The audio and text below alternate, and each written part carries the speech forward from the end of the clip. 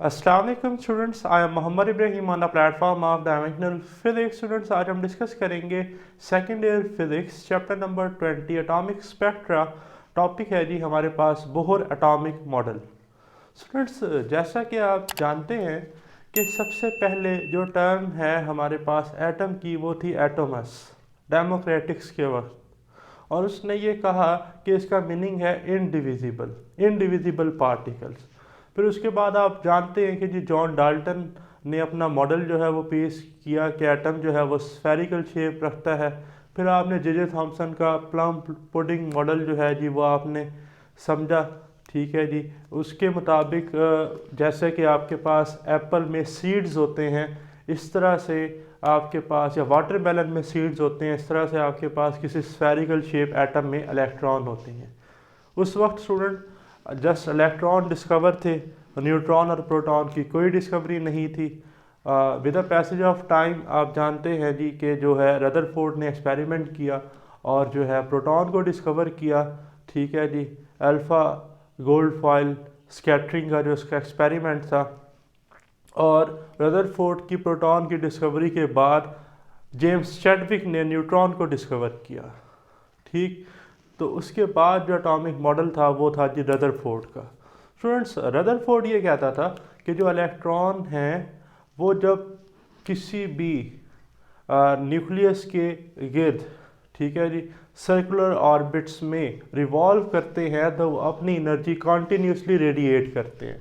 और एक वक्त ऐसा आता है कि वो न्यूक्लियस की तरफ गिर जाते हैं या न्यूक्लियस में आके फॉल हो जाते हैं। ठीक, बट क्लासिकली ये उसकी प्रेडिक्शन थी, बट मॉडर्न डिस्कवरी के मुताबिक ये बात ट्रू नहीं थी।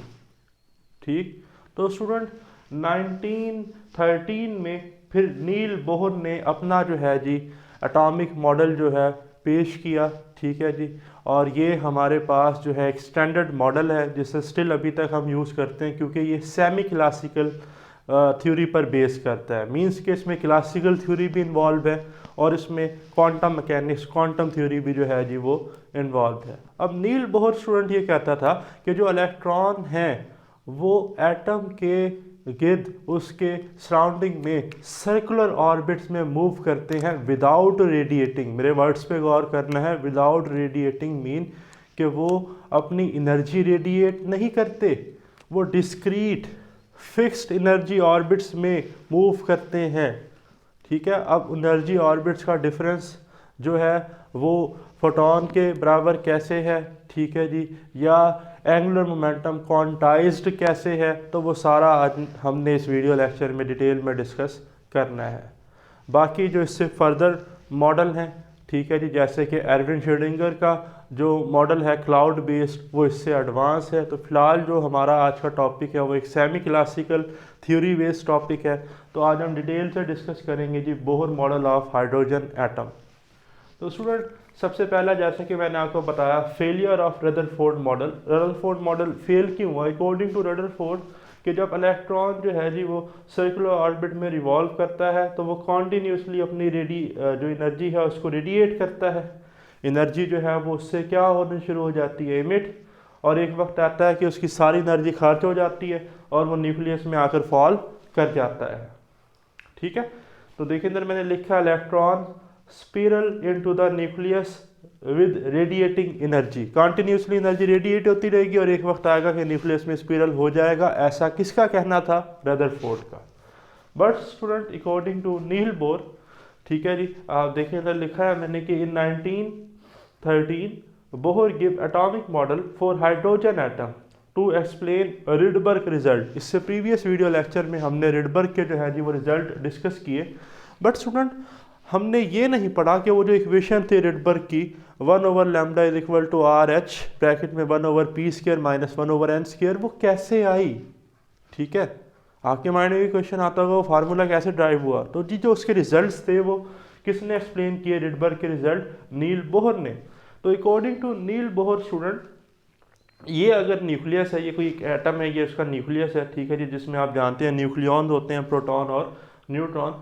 तो इसके जो सराउंडिंग में सर्कुलर ऑर्बिट्स हैं ये डिस्क्रीट हैं, फिक्स्ड हैं, सर्टेन एनर्जी लेवल हैं। जैसे स्टेप्स नहीं होते, सीढ़ियाँ, कि इस स्टेप के बाद आप इस स्टेप पे जा सकते हैं, इस स्टेप के बाद आप इस स्टेप पे जा सकते हैं, इनके दरमियान में कोई और स्टेप नहीं है, तो इसे हम कहते हैं क्वांटाइज्ड, फिक्स्ड है, ठीक है। सिर्फ यही वैल्यू एग्जिस्ट करती हैं, ये जो स्टेप्स की हैं। फॉर एग्जांपल ये 1 है, ये 2 है, फिर ये वाली 3, ये वाली 4, इनके दरमियान कोई वैल्यू नहीं है। आपको कोई क्या 1.5 एग्जिस्ट करती है, आप कहेंगे जी 1.5 तो है ही नहीं। तो यही नील बोहर का क्या था, कहना था, ठीक।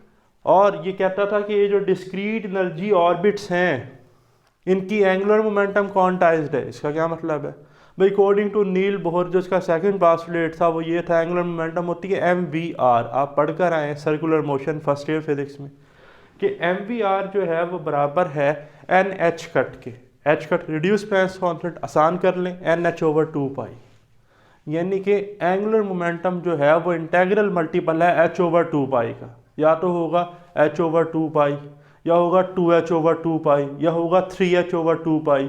इनके दरमियान में कुछ एग्जिस्ट नहीं करेगा, ऐसा नहीं होगा 1.5, बात समझ रहे हैं मेरी, ठीक है जी, या 2.5 या 0.5। तो नेक्स्ट है जी हमारे पास पास्टुलेट्स। तो Bohr used both classical as well as quantum physics. Students Bohr ने क्लासिकल और क्वांटम फिजिक्स दोनों को जो है जी वो इस्तेमाल किया, और उसके 3 पास्टुलेट्स हैं स्टूडेंट। आपने ये केमिस्ट्री में भी पढ़े हैं, ठीक, आप फिजिक्स में भी पढ़ कर आए हैं। तो postulates of Bohr theory, first postulate है स्टूडेंट डिस्क्रीट स्टेशनरी स्टेट्स के बारे में। पहला पास्टुलेट हमें क्या बताता है, डिस्क्रीट एनर्जी स्टेट्स के बारे में। तो student according to Niels Bohr electron revolve around the nucleus in orbits called discrete energy states of atom without radiating. 2 बातें की, पहली ये कि एक तो एटम कॉन्टीन्यूसली एनर्जी रेडिएट नहीं करते, दूसरी ये कि जो एटम है वो डिस्क्रीट एनर्जी स्टेट में रिवॉल्व करते हैं, हर स्टेट की अपनी फिक्स्ड एनर्जी है, ठीक है। ऐसा नहीं हो सकता ये 2 ऑर्बिट्स बने हुए इनके दरमियान में अब इलेक्ट्रॉन का दिल किया इधर आ गया है। इलेक्ट्रॉन भाई आपकी तरह स्टूडेंट नहीं है कि आप ब्रेक से कोई बाहर निकल जाए फिर घूमे फिरे हैं, ठीक है, वो बाउंड है इस रेडियस के, ठीक है ना। जैसे पीटी टीचर नहीं खड़े होते ग्राउंड में, बेटे वहीं से वहाँ का चक्कर जो है वो आपने लगा कर आना है, आप सर ठीक है वहीं का लगाएंगे, ठीक है जी। तो इलेक्ट्रॉन जो है वो क्वांटाइज्ड हैं, उन्होंने सिर्फ फिक्स्ड अपने डिस्क्रीट एनर्जी लेवल्स में ऑर्बिट्स में जो है जी वो रिवॉल्व करना है, ठीक। अच्छा, सेकंड पास्टुलेट है जी पास्टुलेट 2। ये क्या है जी, quantization of angular momentum, quantization of angular momentum. तो देखें, ओनली दो stationary orbits are allowed for which, अब ये तो बात करती कि डिस्क्रीट ऑर्बिट्स होंगे, भाई कौन से डिस्क्रीट ऑर्बिट्स, वो डिस्क्रीट ऑर्बिट्स जिनका एंगुलर मोमेंटम L या mvr जो बराबर है वो बराबर हो nh/2, यानी कि इंटेग्रल मल्टीपल ऑफ h/2, यहाँ पर n इंटीजर है 1 2 3 4 सो ऑन, ठीक है जी। तो h/2 मीन्स कि अब ये जो ऑर्बिट है, फॉर एग्जांपल जी ये वाली हम इसकी बात कर रहे हैं n = 1, तो यहाँ पर एंगुलर मोमेंटम किसके बराबर होगा, h/2 के। इसकी बात करूँगा n/2 की, तो यहाँ होगा 2h/2। इससे अगले में कितना होगा 3h/2, लेकिन मैं कहूँ 0.7 h/2, भाई ये एग्जिस्ट नहीं करता, ठीक हो गया। तो जैसा कि मैंने आपको स्टेप्स के एग्जांपल से समझाया, अब आ रहे हैं h की तरफ। h को तो आप बड़े अच्छे से जानते हैं, चैप्टर 19 से हम इसे पढ़ रहे हैं जी, कि Planck's constant 6.63 multiply by 10⁻34 joule second, ठीक है। और यहाँ से याद रखिएगा पेपर में MCQs आता है कि एंगुलर मोमेंटम जो है, ठीक है जी, इसका जो यूनिट है वो किसके साथ कंसाइड करता है या मैच करता है, या किन 2 क्वांटिटीज़ के यूनिट एग्जैक्टली सेम है। तो याद रखिएगा एंगुलर मोमेंटम का और प्लैंक्स कांस्टेंट का यूनिट एक ही है, जूल सेकंड, और इसका भी जूल सेकंड। नेक्स्ट वन है जी स्टूडेंट हमारे पास postulate number 3, third postulate. Students according to Niels Bohr, when atom is excited और डी एक्साइटेड और electron makes transition in atom.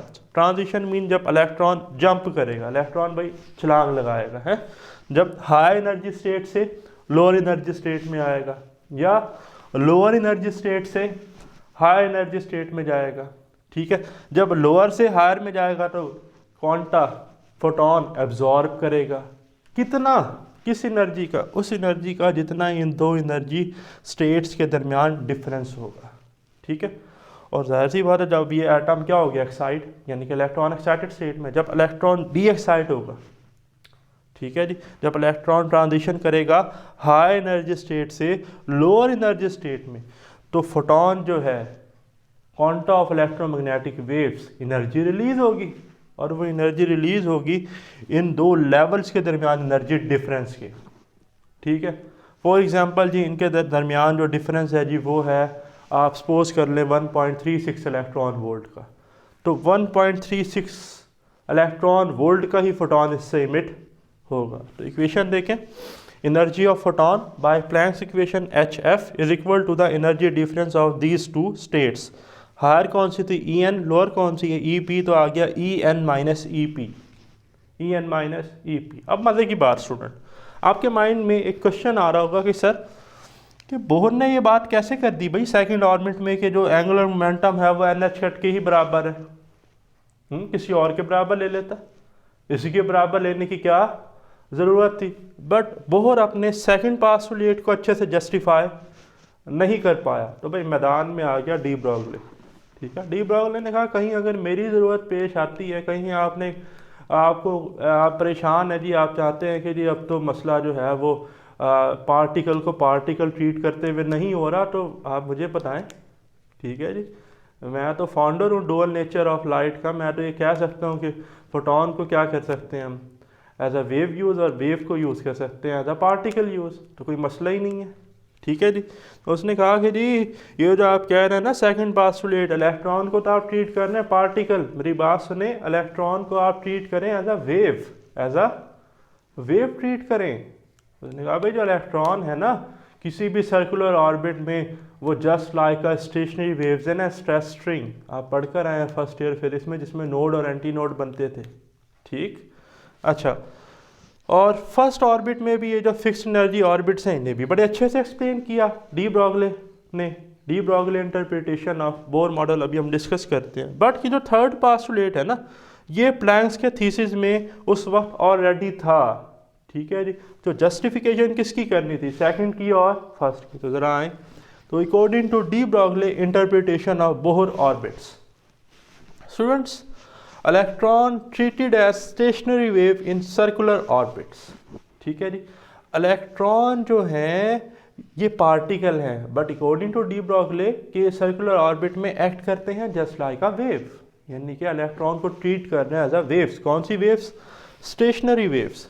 तो student consider a string of length L, एक string है जी लेंथ L, जिसको हमने दोनों साइड से क्या किया हुआ है फिक्स्ड। अब इसको हम मैं क्या करने लगा हूँ प्लग यहाँ से, तो आप जानते हैं कि इसमें क्या बनता था, नोड और एंटी नोड, ये तो हम फर्स्ट ईयर में पढ़कर आए हैं। तो अगर हमारे पास जो है n इज इक्वल टू 3 हो, n इज इक्वल टू 3 हो, इंटेग्रल जो वैल्यू है वो कितनी है 3। अच्छा, ये तो अब आप जानते हैं ना कि ये जो पोर्शन है ये एंटी नोड है, मैक्सिमम डिस्प्लेसमेंट, और ये जो मिनिमम डिस्प्लेसमेंट है जीरो डिस्प्लेसमेंट, ये नोड है। और ये भी आप जानते हैं कि दो कंजक्टिव नोड या दो कंजक्टिव एंटी नोड के दरमियान जो डिस्टेंस है वो होता है λ/2 का। ठीक है, तो ये कितना होगा, दो लूप्स के दरमियान लैम्डा वेवलेंथ। तो for n is equal to 3, for n is equal to 3, यहाँ पर हमारे पास जो है वो कितनी लूप्स बनती हैं 6, 1 2 3 4 5 6, मैंने कि अगर वेवलेंथ की बात करें तो 3 लैम्डा। ठीक है, तो मैं लिख सकता हूँ ना total length L is equal to n lambda. General यहाँ तो है L is equal to 3 lambda, but generally इस केस के लिए आप देखें ना, एक वेवलेंथ ये हो गई, सिमिलरली एक वेवलेंथ ये, एक वेवलेंथ ये, lambda plus lambda plus lambda. तो अगर कोई इक्वेशन पूछो तो आप कह देंगे जी ये L बराबर है यहाँ पर 3 लैम्डा के। बट जर्नल कैसे लिखेंगे, जर्नल लिखेंगे L is equal to n lambda. ठीक है, where n is the principal quantum number, n is equal to 1 2 3, also the circumference of a circle. Circle की बात कहाँ से आई भाई, अकॉर्डिंग टू डी ब्रोगली के अगर ये जो लेंथ है, ये लेंथ है, इसको अगर एक सर्कुलर फॉर्म में बेंड कर दिया जाए, एक सर्कल बना लिया जाएगा, तो ये जो लूप्स यहाँ पर नज़र आ रहे हैं कुछ इस तरह नज़र आएंगे। बात तो फिर वही हो गई ना कि ये कितना है वेवलेंथ लैम्डा, टोटल कितना है 3 लैम्डा, ये L is equal to, general कहें तो L is equal to n lambda. उसने कहा ये क्या एक सर्कल नहीं बनता, सर्कुलर ऑर्बिट बन गया। तो उसने कहा जी सर्कल का सर्कमफेरेंस कितना होता है, total length 2 pi r।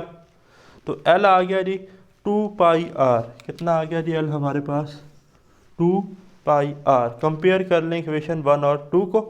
So n lambda is equal to 2 pi r, so lambda is equal to 2 pi r divided by n। ठीक है जी students, by de Broglie wavelength lambda is equal to h over m v. तो equation 3 ये है जी equation 4, compare कर लें तो आ गया 2 pi r over n is equal to h over m v. Rearrange किया तो ये एम बी इधर मल्टीप्लाई कर दिया r के साथ, तो बन गया एम वी आर, और ये 2 पाई इधर डिवाइड कर दिया, n इधर मल्टीप्लाई हो गया तो बन गया एन एच ओवर 2 पाई। तो ये बात प्रूफ हो गई कि बोहर जो है जी वो ठीक था, इसलिए ही हम बोहर के मॉडल को कहते हैं सेमी क्लासिकल मॉडल। ठीक है जी, और इसके मुताबिक जो है एंगुलर मोमेंटम क्वांटाइज्ड है। ठीक है जी, तो ये था जी हमारा first lecture Bohr atomic model का। जल्द मिलते हैं नेक्स्ट वीडियो लेक्चर के साथ, quantization of radii and quantization of energy. अल्लाह हाफिज़।